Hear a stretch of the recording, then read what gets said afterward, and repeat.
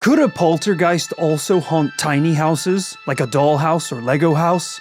Should drinking and driving be referred to as traveling at the speed Bud Light? All of these questions you can find the answer to on this Paranormal Life! Oh, thanks for joining for life, buddy. You missed out on the first couple words, but yeah, you made it for that. Welcome back to this Paranormal Life, the comedy paranormal podcast where every week we investigate a brand new paranormal case and come to a conclusion at the end to decide whether or not we believe it truly is paranormal. Kit, are you ready to dive into the weird world of monsters, cryptids, and UFOs? Yeah, I did come in late in the intro. I thought it was a joke intro. I was like, oh, he's really doing this. All right, let's go. Let's go. No, just traveling at the speed Bud Light? I was actually hung up on the haunted houses. Oh, right, you know, because I think it's a real question. Haunted houses, very common thing. But what about the haunted house of Mouse? That's right, Disneyland. Yes. Could a prop house, they do have a haunted house, of course. Yeah. But is it really haunted? Has someone been crushed to death in the kind of gears and levers of the thing over the last 100 years? I think we've covered it on the podcast before and we found out, yes, it has. Oh, okay. Yeah, glad that one stuck with you after all these years. Well, you know, when you've been traveling at the speed Bud Light through life as I have, you forget a couple things. You do. And when the officer pulls you over and asks if you've been drinking tonight, you say, "Of course." Also, don't go. Don't bring up beer, all right? Because minutes before we hit record, I said I'm really struggling to not drink a beer for this podcast recording. Should we have a beer? Should we just have a beer? Yeah, probably. There are technically having a beer at 9 a.m., which is when we're recording this, isn't illegal. It's a little strange. It's a little strange, sure, but it's not illegal yet because we do have to drive in 45 minutes to an hour. Yeah. And what speed do we have to go? Bud Light? But it's only illegal once you've done the driving. It's actually completely legal to drink up until you enter behind the wheel of a car. I don't think that's absolutely not right. It's your blood alcohol percentage. This portion, the drinking portion is illegal. This portion is fine. Because drinking and driving bad. Drinking, Phil, get the beers. Legal. Phil, can we get the beers? Do you want a beer? I think it's totally fine we have a beer. Let's do one. Phil, would you also like a beer? I would. Okay, 3 beers, please, Phil. We are having a crazy day. But we are having a wild day. We might as well talk about it now. Kid got retweeted by a porn star. That wasn't what I was referring to. Oh, right. Yeah, sorry, the award nominations. Yeah. Well, I mean, I figure we start with the craziest thing and then work down. But yeah, well, that's true. Mia Khalifa did respond to one of my tweets. And we've heard that she is an adult entertainer. Yeah. Well, I don't know that myself. I have no prior knowledge. Thank you, Phil. Thanks very much. Phil. So she did reply to it. She doesn't follow me, I'll be clear. We're not that baller. But that wasn't what I was talking about. No, what else is the news? We just got a delivery for my Nintendo Switch 2. No, right here. Literally right before we started podcasting, my Nintendo Switch 2 Why did you get it delivered arrived to the office? So distracting. Because I knew I was going to, oh shit, did I just... No, I thought I just showed our address and everything on the thing. That's fine. Don't look at that. Like, why do it? Like, we're so close to the end. You could have got it delivered to your place. Anyway. I needed it now. Can you please get to the good news? Right. Other good news. It's been a wild day. We just got nominated for 3 British Podcast Awards. Hey, I think we can crack one to that. Yeah, the boys have earned a couple cold ones. Oh, yeah. Right? Here we go. Nominated. Cheers to that, Slancha, my brother. Cheers, Slancha. Slantro. Today's case is actually a listener submission that came from 2 individuals over the years. So why'd you hold up one finger? I'll hold up 2 fingers right now if you want. God. He's had one sip of beer. You know the way people have got you money? Rory got a Nintendo Switch 2 and started telling everyone to go themselves. It was really weird. We got a submission from Vincent Vicario and later from Elizabeth Curl. Elizabeth wrote, "Hello, Kit and Rory. Long-time listener here. I have a great podcast suggestion that I think you might find quite interesting. The story goes that there were a series of UFO sightings witnessed by over 200 people and were even photographed by a man named Ed Walters." Oh. You know that we love 200 plus witnesses on this podcast, and we also love photographic evidence. Yeah, this is a lot of good keywords. So that's what we're going to do today. We are going to investigate Ed Walters and the Gulf Breeze UFO incident. And remember, UK and Ireland listeners, we are coming to a city near you. At the time of recording, we are wrapping up our US tour, probably. But we are coming to Glasgow, Manchester, London, and Dublin for the first time this October for Halloween. It's going to be so much fun. So this paranormallife.com/tour. Get your tickets now. Our story today begins way back in 1987 in the sleepy coastal city of Gulf Breeze, Florida. It was late one November evening, and local contractor Ed Walters was home alone, working in his study. He stretched in his chair, leaning backwards and glancing out of his office window. And that's when he spotted something. Out in the fading light of the evening sky was a strange hovering object. He said it looked like some kind of yellow-orange glowing light. Now, usually if you see a yellow-orange ball in the sky around sunset, you're kind of fine. That's pretty normal. But something about this object sent chills down Ed's spine. He stumbled outside into his driveway to try and get a closer look at whatever this thing was. And that wasn't hard, because by now, this thing was only around 200 feet away from him. Yeah, that is the thing about lights, is the distance is utterly crucial. Because the sun, we all love it. Really great for life on Earth at a safe distance of several kind of trillion light years away or wherever it is. If it were 200 meters away, from what I gather from scientists, we would all be annihilated instantly. Yes, completely decimated. Similar vibes here. Light from a safe distance, fine. Light gets any closer than that, we start to get uncomfortable, we start to get nervous. Are we going to be incinerated? Also, the number of lights matter. You know, for example, if you see a firefly, just one floating around, that's pretty nice. It's pretty chill. But you would not believe your eyes if 10 million fireflies lit up the world as you fell to sleep. You fell to sleep? Fell to sleep. Sorry, the beer's kicking in. Even through the bright light, Ed could make out the object in great detail. It had a dome shape with several portholes around its center. He watched in awe as it floated through the sky in front of him without making a sound. Knowing that no one would believe his story, Ed rushed inside and grabbed his Polaroid camera. He managed to take 5 photos of the UFO before a mysterious blue light shot out of the bottom of the object, hitting him in the chest. Jesus, man. Whatever this thing was, it was pulling him towards the craft. It's a tractor beam. We've got a classic sci-fi tractor beam, guys. Until he finally managed to wrestle free. Then the object took off, disappearing into the distance in complete silence. Do you think tractor beams are like currents in the ocean? Not raisins, currents in the ocean. Right. You know, they say it's really scary and panicky whenever you get caught in the ocean and it's dragging you out. But they always say, keep calm. Don't try and just mindlessly swim in. They say, swim to the side. The side, yeah. It's like Indiana Jones getting chased by the boulder. It's like, brother, stand aside.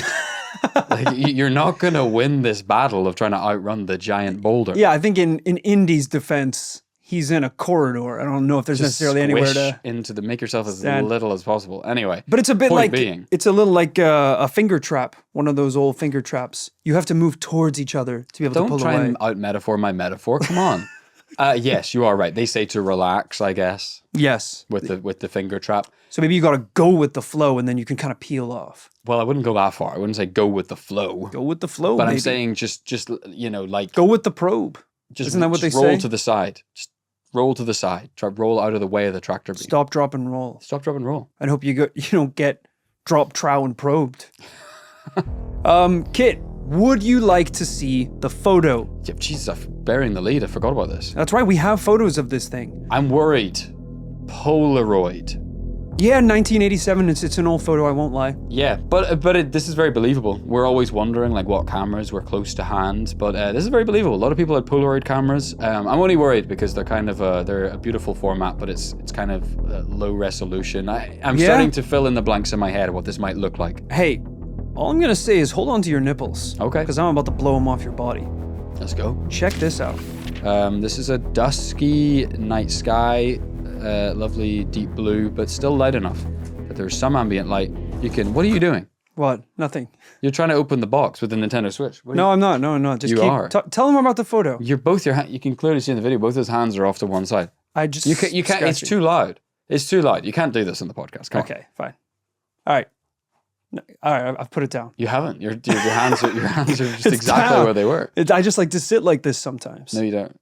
I just looked under the table. He's got the box. He's got the box from Amazon. I'm not opening it. I'm just holding it. Yeah. Okay. All right. Sorry, I had a little cough there. Tell the people that it's a good photo. I need you to say that on the record. It is a good photo. I was in the middle of doing it, and then you interrupted me with your opening the box. Beautiful night sky. I'm just saying there's enough ambient light that we can actually see the lights floating in the sky, and then kind of a little bit of ambient light around the rest of the craft itself. This isn't like a singular light in just a sea of blackness. No, we can actually make out pretty much the whole shape of the craft. You can see the portholes. This is a very detailed photo of a UFO, I would say. Yeah, it is cool. It is cool. And that's only one of them. I actually have another photo. Yeah, I know, because I saw the 3 Instagram dots at the bottom of the screenshot. I know there's another photo. 2 more, in fact. I only have one more. I have one more here, closer up, that actually shows the blue light coming down from the craft as well. Look at this. This is right as he was about to get smoked. What? Why is this so close up? Maybe he took that as it was going away. I don't know. This is punched in, obviously. Punched in, I guess. Yeah. Punched in. Yeah. Oh, yeah. I thought it was coming out of but you expected it to come out of the bottom because of movies. But actually, the tractor beam's coming out of the top. There's like a little laser cannon. Crazy, at the top, I guess. I mean, this is very detailed. Look, I'm just going to say it. We are into very real UFO shit, or we are into elaborate hoax areas. This is not some gray area of, was this a bird? Was this a plane? No. This is hoax or 100% real. That's a really good point. Well, Ed knew that he had to show someone the photos that he'd taken. So 5 days later, he decided to take them to the editor of the Gulf Breeze Sentinel, Dwayne Cook. However, Dwayne was less than enthusiastic about printing the photos in the newspaper. Listen, Ed, I love your story. I really do. I'm just not sure this is the sort of thing we would typically cover. Have you tried the tabloids? Or maybe you could start your own newspaper with pictures and everything. Oh, forget it. If you won't take this case seriously, I'll find someone who will. He stormed out of the office, leaving the copies of his UFO photos behind. Now, Ed didn't know it, but later that afternoon, someone who would appreciate his photos arrived at Dwayne's office. And in a strange turn of events, it was Dwayne's parents, who were swinging by to pick him up on the way to lunch. Morning, sport. You ready for a bit of lunch? Sure, Pa. Let me finish this article. Oh, what's the big news this week? Cat stuck up a tree? Another pervert stalking around the local? His voice trailed off as he spotted Ed's photos spread across the desk. Where did you... Who gave these to you? It was some guy. Ed Walters. What's wrong, Pa? This craft. Your mother and I saw the same one just a few nights ago. That's right! Dwayne's own parents claimed that they had seen the same UFO in the sky along with several other witnesses. They saw everything, the lights, the portholes, and even the lighted dome on top and bottom. With the additional testimony from his parents, Dwayne changed his mind, and on November 19th, Ed's pictures were published in the Gulf Breeze Sentinel under the headline, UFO sighted over Gulf Breeze. I'm gonna go out on a leg and say, this is a good decision. Yeah. Is it a good decision for kind of covering the most important topics that face a community? No. But I think people will enjoy this kind of story. I think that's the reason we put these things in tabloids, right? It's kind of interesting and fun and probably sold a couple papers. Yeah, I think Dwayne was just worried because his paper maybe has a certain level of prestige or legitness that he thought maybe a story this fantastical might jeopardize its reputation. Well, we've seen that play out in modern media over the last couple of years as there's been congressional hearings about UFOs and things. Finally, all the kind of most respectable papers that have been holding out and covering paranormal news for years and years and years are finally talking about UFOs. fill in the blank, New York Times, the New Yorker, or whatever. Yeah, but they're even talking about like the congressional hearings about Yeah. it. They're not like, look at this one.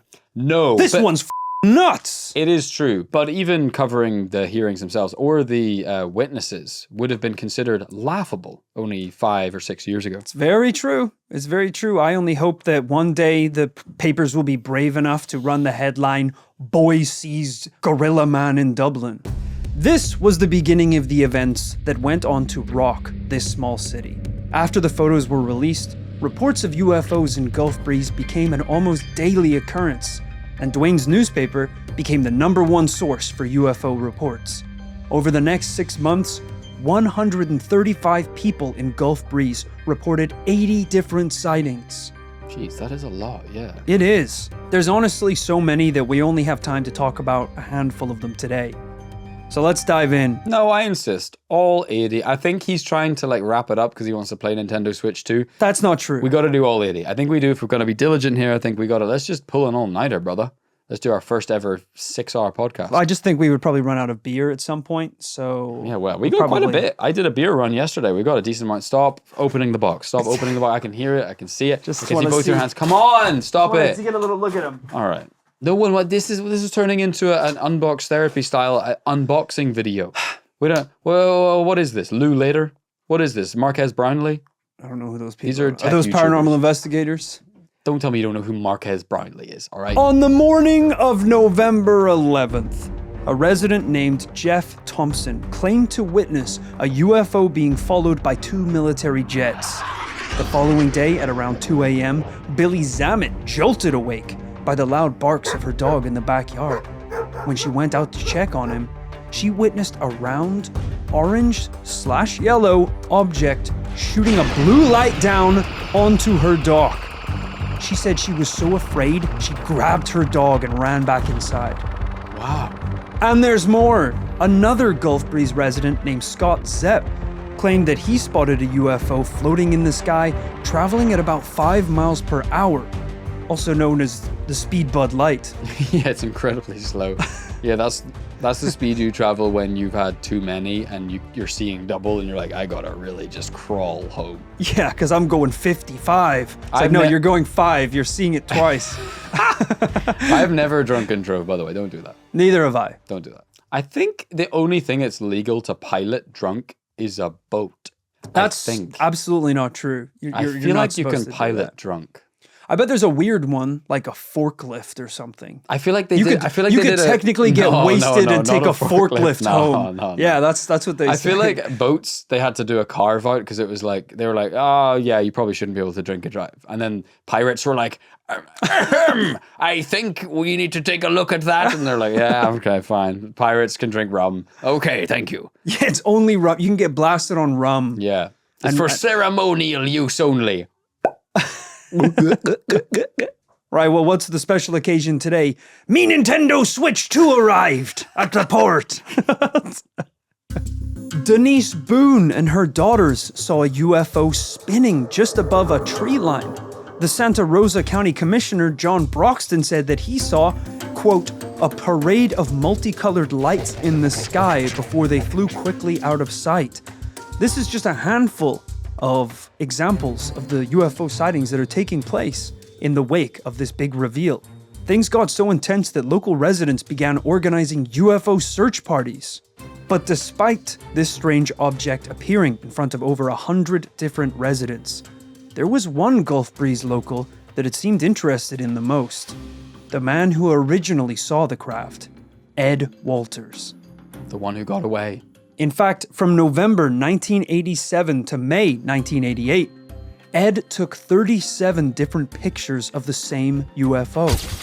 What? Whatever this thing was, it had a strange obsession with him. Ed claimed that every time the UFO was about to appear, he experienced a strange buzzing or humming in his head. Huh. I think maybe his theory there is that at some point, maybe he got a little implant that's being activated. Like they slipped an air tag behind his cranium, and this thing is going off anytime they're nearby. This is a UFO trope, an abduction trope that people discover small markings on their body. They spy some sort of subtle biological kind of remnant of their interaction, their close encounter, which leads them to believe they might have been marked somehow or tracked. Yeah, absolutely. Yeah, but all of these sightings were only building to his most dramatic encounter yet. At around 3 a.m., December 2nd, just like Billy Zammit, Ed was awoken by his dog barking outside. Poor old guy's just probably caught another raccoon. When Ed leaned up in his bed, he claimed he locked eyes with a figure peeking in at him through his sliding glass doors. Ew. The figure was dressed in a strange metallic suit and helmet and was holding a glowing wand. What? Yeah, that one caught me by Intergalactic surprise. wizards. As soon as he noticed Ed was awake, he turned and began running from the house. But Ed leapt out of bed and chased him outside into the dark. As soon as Ed reached his backyard, he was once again immobilized by a beam of blue light from the bottom of the UFO. He claims the light lifted him 3 feet off the ground before letting him go and dropping him back down to Earth. Wow. Pretty crazy stuff. What's the idea? What is this tractor beam doing? So we thought it was to abduct him and that he got away. Seems not the case. Seems like it might be doing something else. Dude, I don't know. These little are wizards too. I really don't know what's going on here. Whatever it is, they have a strange obsession with Ed. And look, Kit, I know that photos aren't enough to get a double yes on the podcast these days. While I don't have a picture of the glowing wand, that would be pretty cool. On one occasion, Ed did manage to get a video of the UFO in daylight. All right, take a look at this. UFO hotspot Gulf Breeze, Florida, 1993. This rare UFO video sequence was shot by alleged alien contactee Ed Walters. After panning the entire horizon, a small disc-shaped object appeared overhead where just before there had been nothing. Then it suddenly disappeared. Could this be a true alien encounter? Or the product of an elaborate hoax? Well, I don't know why I wasn't expecting broad daylight. Yeah, he's on a beach. He's on a gorgeous white sand beach. Yeah. Usually UFO sightings are a little creepier than this. Yeah, but I guess this is possible. And yeah, I mean, he has some pretty rudimentary. I mean, this is the mid to early 90s, so we're dealing with pretty basic, probably kind of mini tape cameras. He's doing a kind of almost digital zoom into the sky to see a small orb, and it is kind of convincing looking. It looks cool. And they are right. It just kind of blinks and then disappears. 1 second is there, then it's not. And that's that wizard wand kicking in. Abracadabra, and the craft disappears. I think it's just cool they wanted a beach day. They were just like, look, we're sick of everyone coming down at night and like abducting farmers in the middle of Texas. We want to go to Florida. We want to go to the beach. We want to go to maybe we want to go to the club. I have a wand that can make cocaine. So I think we're going to have a really good time. Yeah, what's the draw to Florida? Do you think the aliens somehow benefit from the liberal taxation laws? Hey, I'll tell you what. Because I Googled where Gulf Breeze is. I had no idea Florida was that long. I thought it was the nub. I thought it was like the little nub, but it goes if you zoom out, it's the nub. Yeah, it goes way in. Right. Yeah. So yeah, that kind of blew me away a little bit. I didn't realize it went that far. Now, we're not the first investigators to dive into this story. Optical physicist for the U.S. Navy, Dr. Bruce Maccabee, visited Ed in February of 1988. He examined the pictures and even spent 3 days interviewing Ed, later publishing a 90-page report on the case. Ed even took 2 polygraph tests and passed both of them. The examiner concluded that Ed believes his pictures are real. Whether or not that means they are real, that's to be decided. Polygraph test now being the lie detector test. A test which is, I think, currently inadmissible in probably any court on Earth for being unscientific. But at one point, it was considered important. Well, the guy that said that we need to stop doing it because it doesn't work, did anyone test him? Yeah. That's the real twist. Ed also submitted himself to psychological testing, and the psychologist determined that he was quote-unquote normal. Well, that is the best you can hope for a man from Florida. So a lot of this sounds good. You know, we've got everything we need here. photo evidence, Sure. video evidence, an investigation by real paranormal investigators who do believe that what he's saying he at least believes is true. I wish we could stop here. I would kill to be able to stop here. Oh. But our story, unfortunately, is not over. All right. You're telling me I'm going to start to live to regret some of the charitable things I've been saying about this episode? I'm just saying. Because you've done this before. Yeah. You've done this before. You're kind Yeah. of like, hey, look at this evidence. I'm like, that's actually not bad. This is pretty. And you just remain completely silent while I dig a hole for myself. You know, I just think maybe we do a fun thing where it's like, hypothetically, if we had to conclude now, what would the conclusion be? Keep reading. I guess maybe I'd be a yes, because this all sounds pretty awesome. Yeah, it's a fun idea. Keep reading, though. Okay. Keep reading for sure. I'm going to start opening up Nintendo Switch 2 in a second if this case gets any worse. I just want everyone listening to just remember, just enjoy what we've heard so far. That's what I'll say. Hey, everyone loves Lucky Charms, the delicious sugary marshmallow cereal. Is this a great analogy? Yum, yum, yum, yum, yum. Lucky Charms, Lucky Charms. I love the marshmallows, and sometimes I accidentally eat the rest of it. But what happens after all the marshmallows are gone? You got a bowl of soggy brown and some very sweet milk. I've never eaten the cereal. It's unbelievable. It's so good. That's why I had to move countries to get away from Sounds it. terrible. You're saying it's bad. I'm saying half of it is bad. Yeah.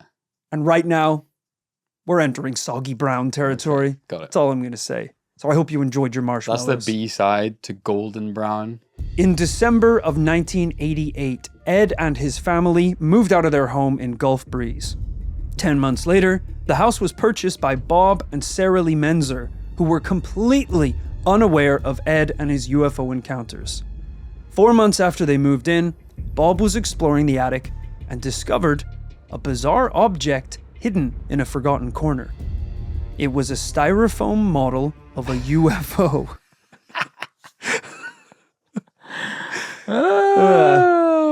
So, you know, there's a lot to take from this. You know, did Ed, in his bizarre obsession, try and recreate what he saw that night? Yeah. That would have been a really good excuse in hindsight. I'm sure he wished he thought of that one. Now, Bob, the new homeowner, had no idea what he was looking at, so he put it on the garage shelf and forgot about it. But 2 months later, a news journalist visited the home, hoping to find more answers about Ed and his wild claims. The new residents told him about the model that they'd found in the attic. And a week later, on June 10th, a new story was published. Gulf Breeze UFO hoax. This story threw the entire city of Gulf Breeze into an uproar. In the wake of the new model's discovery, Ed refused to take a polygraph test, but he did sign a sworn statement denying any knowledge of the model. And we commend him for that. It's like, listen, I'm too scared to do the polygraph, but I will pinky promise I don't know what that thing is. Yeah. Hey, look, this is just a guy ahead of his time. Scam artists back in the 80s, back in the 90s, maligned by society, distrusted by all. If this guy was around today, he would be celebrated by the internet. Yeah, he'd have a store on Etsy. Yeah. He'd be selling these things. 100%. When interviewed about the model, Ed claimed that it's, quote, a total fabrication planted in his attic by someone to discredit him and the other witnesses. Yeah, that's convenient. Yeah. I think at one point he says he even saw people break into the house and put it there. Because that's typically what the CIA would do, you know, is like be undercover agents and move into a house for like a year. Yeah. And then just kind of and then not even contact the press, just wait for the press to kind of turn up and be like, hey, can we have a look in your house? And you're like, yeah, sure, I found this here. And then that's the evidence you planted. Right. You know? Yeah, that's a long con to just move into a house. Slightly. I think there's more efficient ways that you could do a kind of psyop that way. Now, this whole thing obviously wasn't a good look for Ed. And unfortunately, things weren't gonna get any better. 1 week after the article came out, another resident and friend of Ed's family, 20-year-old Tommy Smith, came forward and basically said, yeah, I helped Ed hoax a bunch of UFO photos. Okay. What did Ed have to say about that? What was the defense there? Because his story's been straight, right? And he passed the polygraph test and he signed the written statement saying they hadn't hoaxed it. Yep. So I bet he has a real awesome reason for this guy to be saying he helped them. I think when asked, Ed basically responded, he's a liar. Yeah. I think it was kind of as simple as that. I don't know why he's saying this. He's a liar. But not only this, there in one story where Ed claimed a UFO landed near his house, leaving an impression on the ground, Tommy said that he and Ed turned a trampoline upside down and jumped on it to create an impression on the ground. Why come clean? That's what I'll say. Like, if you're gonna go to the bother of performing a hoax, which I will say, we've been harsh on hoaxers before. Sure. We've said, as fellow conmen, we should appreciate the grift. Yeah, and like, I stole this switch from a child. You need to know that now. You intercepted the delivery. Yeah. Because, sure, is it easy to say that hoaxers are polluting the muddy waters of the paranormal, making it ever more increasingly difficult to tell fact from fiction in this world of the supernatural, pushing people like us further into the shadows of ostracization of society? Yes. But you know who else is a hoaxer? The guy dressed as Mickey Mouse at Disneyland. But guess what? He creates magical memories every day when little boys and little girls want to have their photo taken, because they create a little moment of magic in which everyone gets to believe in something for once. So Tommy spends all his time going around making indentations as if a UFO craft landed, gets the world to believe it, gets Florida to believe it. Tommy, keep it a secret. Die with it, buddy. Yeah, take it to the grave. Bury it up. What does he have to gain from spilling the beans? It also seems like everyone more or less believed it.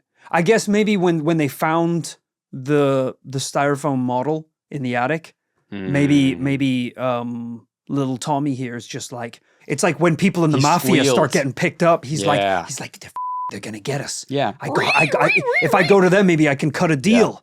You know, and I think that might have been what happened. The police are like, Tommy, it's styrofoam. We don't give a f***. Do you know how much? Do you know the level of cocaine trafficking that this is Florida in the 80s. We don't give a shit about a UFO hoax. He's like, I just know they're gonna knock down my door any day now. He enters the police station and just kneels in the middle of all the tables with his hands behind his head. That's right, I did it. I did it. A police officer beside him is like, you did it? The triple homicide on Jones Street? Whoa, no. Shit, oh God. I don't know anything about that. Break his legs so he can't run away. No. This is why, look, I'm not, okay, we've promoted drink driving on this episode. We've promoted lying to federal agents. Yeah. Can you tell this one's coming out after Kit got his US visa? It's just, we've been holding back a lot of material for the last few months. This is satire. I think legally we have to say this is a podcast is satire. This is satire. We're playing characters. This is all scripted. That's so true. I'm just saying it's contextual. You know, if you committed a murder, do come clean about that. Yes. Come clean about real crime. Yes. I'm just saying it's a fun little silly harmless crime. Fun little silly harmless crimes. Joke crimes. Yeah. Exactly, which is happening right there. Like, I didn't obviously steal my Nintendo Switch. Joke crime. I didn't steal it from a kid. Yeah. I stole it from an adult single mother, which is a totally different thing, and it's fine. Who has a kid. Who has a kid, but the kid didn't even know. I stole it so fast, the kid didn't even know it was going to get one. Yeah. It's a victimless crime. He's going to wake up at his birthday and get nothing, you know, but like, he didn't know he was going to get the Switch. Something. So, you know. Exactly, yeah. So it's fine. Listen, I know this isn't looking good for Ed right now. It's not. I'm loading the gun to put this case out of its misery, by the way. I've also neglected to tell you about some of Ed's more dramatic claims about his UFO encounters. Mm-hmm. Just to run through a couple of them. There's one where he says he was zapped by a white light while driving in his car that numbed his hands and almost made him crash off the road. Okay. There's one of them. The UFO then beamed down 5 aliens that were 4 feet tall and all carrying glowing silver wands. Yep. Harder to believe. Absolutely. He also claims the aliens communicated with him telepathically, in English and in Spanish. They refer to him as Zijas. I'm not fluent in Spanish. I don't know what that means. I don't know what Zijas means. But hey, we're in Florida. Yeah. Okay, that is a bilingual state in some places. Yeah. Spanish is the first language. So what is Zijas in Spanish? So I think they were just being good tourists, honestly. They did their Duolingo. They sat their grey asses down and listened to Duolingo. That's a really good point. I don't think Zihas is a real word. No, I wouldn't have thought so. It translates into English as Zihas, but maybe it was like as part of a sentence, and they were saying it with like a German accent, like, tonight we're going to rock the house. Yeah. You know, that could have been it. Although one of the many messages he received included, las fotos son prohibitas, which is Spanish for... I think we know. I don't think you need to translate. I don't think you need to... I don't want to like patronize our listeners or anything, but like I don't think we sometimes need to translate everything. They got out their wands and they said, "Hey, Zihas, las fotos son prohibidas," which means Zihas, photographs are not permitted. In another encounter, Ed claims that he lost consciousness after a UFO sighting and woke up with mysterious bruises that he believes proves he was abducted. Why is it? I'm going to cut you off because Please do. I assume you have about 14 more of these. That's the last one. What? Okay. That's the last one. There were more, but I'm not Should have done reading it earlier. We went to Contact in the Desert. We sure did. The world's largest UFO convention in Indian Wells, California. A great event, a really great event, really wholesome event. Fascinating stuff, great talks. Yeah, don't confuse it with Contact in the D, which is the world's largest adult entertainment convention held in Las Vegas. Yeah, which we will also be at. Well, yes, we're going to be there. Yeah, of course. Didn't you hear it got retweeted by Mia Khalifa? Yeah, so we're kind of adjacent to the community now. Yeah. So we've been to like talks, panel discussions with experiencers, people exactly like this, who have been abducted, who have their story to tell. I went to a live podcast with Last Podcast on the Left and Whitley Strieber, the famous contactee who wrote Communion, I think he wrote. Really great guy, fascinating guy, tells a great story of being contacted. Why is it some of these people, they don't just get abducted once, but they get abducted 95 times? Sure. There's a couple theories. What makes them so special? I think for a lot of them, they believe that they had an implant put in them, so they're being monitored for some reason and visited over their life. Because I should say, I'm not saying they're not special, but they're not. They're just not the type of people who say that... Yeah. You know who should be visited by UFOs a lot while they're alive? Sabrina Carpenter. Justin Bieber. It's like, sure. I get it. They need to study his vocal cords. Study why he has so much SWAG. Swag. Thanks for spelling that out for me. I was really struggling. I mean, we don't know what's impressive to an alien.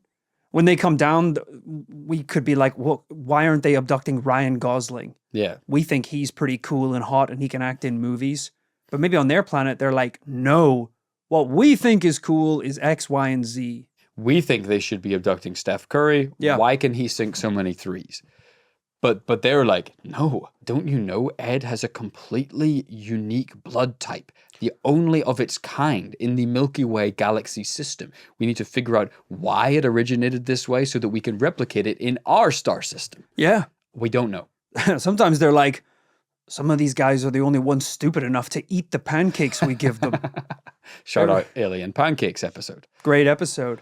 I'm not saying this is the case today, but I do believe some people who claim to have been visited 30 plus times by UFOs want to think they are special. They want to believe that they are chosen by some higher power for some reason. I didn't think you were going to come out and say it, but that's it. Yeah, I think that is pretty much it. Not to say that's what happening. That's what's happening in this case. No, okay? Because, hey, it is important to note that there are still hundreds of Gulf Breeze residents who insist they have still seen the UFOs that Ed photographed. But of course, could this be a case of mass hysteria mixed with UFO fever? Possibly. We don't know. It's true. I will say I was slightly... I'm always interested in the time that these things take place, because you mentioned this was the late 80s, I think this kicked off, didn't you say? Yep. Into the 1988. early, 90s. I will say not a time that I personally associate with a UFO fever, but maybe there was a kind of renewed period of it. Like, I guess this is the era of like X-Files and stuff. Well, Kit, it's funny you mention X-Files, because if you want to know how famous and notable this case is, it was actually investigated by arguably the world's most famous UFO investigator, FBI Special Agent Fox Mulder from the X-Files. Yeah. This case is mentioned by name in the show, like many other real-world paranormal stories. Unfortunately, the quote from the episode is, "When I first saw the Gulf Breeze photos, I knew they were a hoax." Okay. His first name was Fox? Yeah, Fox Mulder. Wow. I know, what a sexy How name. did they think they could get away with that? It's That's nuts. It's unbelievable. Yeah, so unfortunately, the one time that it does appear in quite a reputable piece of paranormal pop culture, they're calling it a hoax too. Yeah. The fake show is calling it a hoax. Yeah, they're using it as the quintessential kind of boilerplate example of a hoax. Got Yeah. it. So, yes, from as soon as the figure was discovered in the garage, I think embarrassingly a lot of UFO experts have had to kind of walk back some of their pretty wild conclusions. Yeah, me. I said the photos looked amazing. I said they looked convincing. I said the video itself was pretty fascinating. It would be hard to hoax at that level. And yet, I think you said Phil, delete it from the pod for the love of God. You did say perfectly right at the start. You were like, there's no black and white. We're either dealing with an incredible UFO object or a very convincing hoax. I did. Maybe that was prescient. I Yes. think today, unfortunately, it's time to go to Kit for conclusions. It's a no. Oh, that was fast. Oh, sorry. Oh my God, yeah. Do you Sorry, want but to it just seemed like, were you not just teeing me up for everything? No, I was kind of just like, I thought we could enter like, No. because we've What's the we ate point? the marshmallows, we had the brown mush, drank the milk. You Now we gotta gotta leave the cereal. we gotta analogy behind one. put the bowl in the I washing machine. told you I've not had that cereal. Lucky Charms? No, they don't sell it in the UK or Ireland. Why would I have had it? Because it's magically delicious. We're We're going on tour. I'm gonna buy you Can a we bowl like on tour. translate for like British viewers or something? This is like Weetabix, guys. Okay, the Weetabix. Okay, and don't we've sprinkled sugar on top, which has transformed it from a pretty banal kind of a breakfast cereal into something acceptably delicious. But we all know you gotta eat it pretty quickly, or else it becomes mush. And then after the mush comes something even worse. You leave it for too long, it becomes concrete.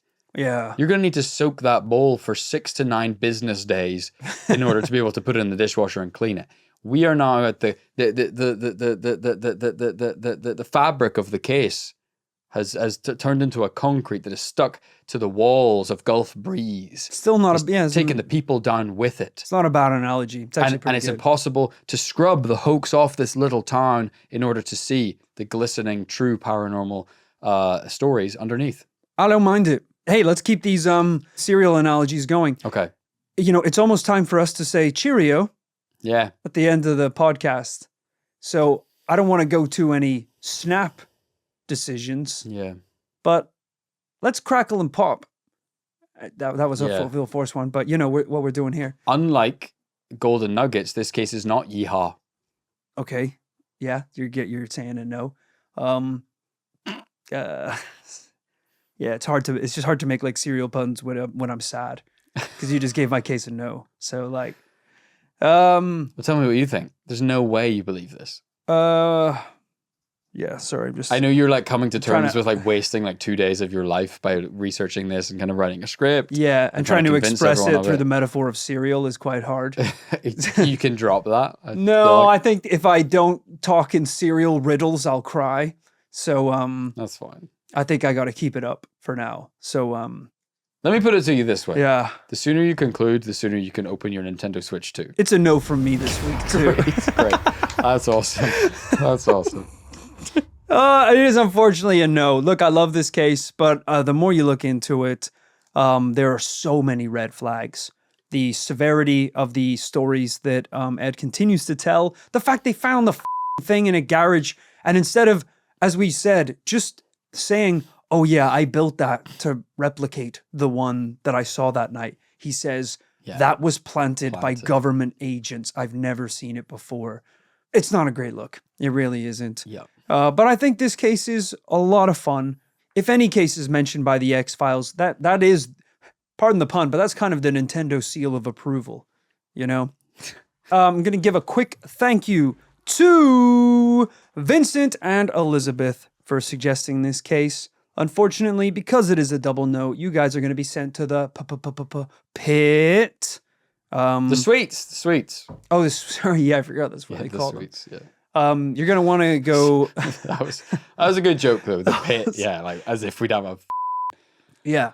Zarlak style pit No. with spikes. We wouldn't do No. that. So you're going to want to The sweets. follow the So thank you. signs to the suites. So it's left down the hall, right through the door, and then straight down 5 miles.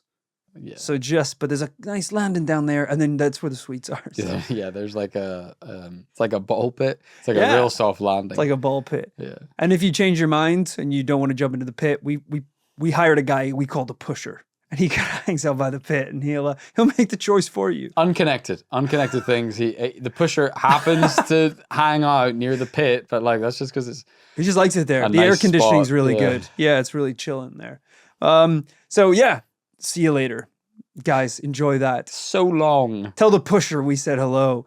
Thank you guys for submitting that case. If you have your own paranormal investigation you want us to dive into, whether it's something that's happened to you or just a cool case that you've read about online, let us know. We want to hear about it. You can email us at thisparanormallifepodcast@gmail.com. I'm just laughing because we recently on the after party, which is one of the cool behind the scenes shows that you can get exclusively through Patreon, we talked about how recently in hard times when things are a little stressful or sad, or you feel overworked, you can lighten the load by just saying something very sad, but ending it with yeehaw. Yeah, just a little kind of pick me up pep Woo! thing. Yeah.